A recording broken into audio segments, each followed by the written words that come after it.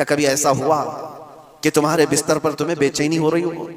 لیکن بے چینی ہوئی ہوگی دوسرے کاموں کی وجہ سے. بے چینی ہے آج بستروں پر، لیکن وہ بے چینی کس کی ہے؟ حساب مل نہیں رہا ہے دکان کا، اس کی بے چینی ہے. بھائی بیٹا بیوی کوئی بیمار ہے اس کی بے چینی ہے، کوئی چیز چوری ہو گئی اس کی بے چینی ہے، مال میں خسارہ نہ ہو جائے اس کی بے چینی ہے، حساب کتاب میں بہت بے چینیاں ہیں. کیا کبھی بستر پر اس کی بے چینی آئی کہ مجھے صرف اور صرف 4x6 کی قبر میں لوگ دفن کر کے چلے جائیں، اس میں کروٹ لینے کی بھی جگہ نہ ہو؟ وہ رات یاد کر کے کہ جب لوگ میری تختیاں بند کر کے مجھے کروٹ لٹا کر کے بہت تنگ جگہ پر منو مٹی تلے دبا کر چلے جائیں گے، اس رات کو یاد کر کے کبھی بے چینی آئی؟ قیامت کے دن کا ہولناک منظر یاد کر کے کبھی بے چینی آئی؟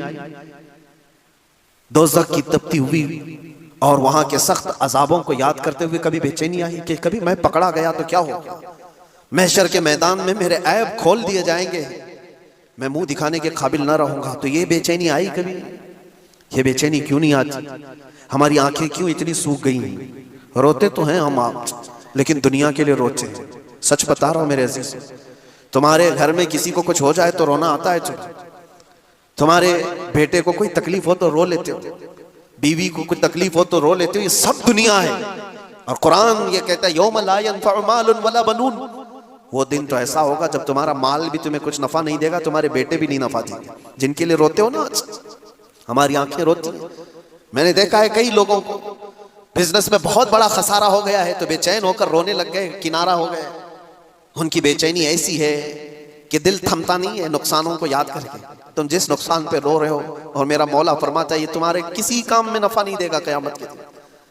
اور جس بیٹے کے لیے تم رو رہے ہو، بیٹے کے متعلق تو حدیثوں میں ملتا ہے یہ تمہیں پہچاننے سے بھی منع کر دے گا، پہچاننے سے بھی منع کر دے گا اور اپنا دامن چھڑائے گا. تم جہنم میں جا رہے ہو، باپ جاؤ، تمہاری نحوست مجھے نہیں چاہیے. یہاں تو وہ قیامت والا منظر تو ابھی دنیا میں دیکھنے کو مل رہا ہے. یہاں تو بیٹے زندگی میں ہی باپ سے دامن چھڑاتے ہوئے بھاگ رہے ہیں. وہاں کیا ہونے والا ہے؟ دنیا کے لیے ہماری آنکھیں روتی رہی.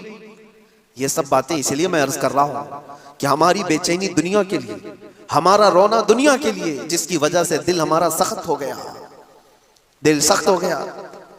اور اسی وجہ سے اتنی ہزاروں تقریریں، ہزاروں مجلسیں کسی کے کام نہیں آتی. ہماری دعائیں کیوں نہیں جا رہی ہیں؟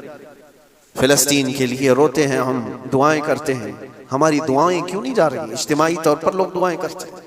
اخلاص پیدا کرو میرے عزیز، اخلاص پیدا کرو.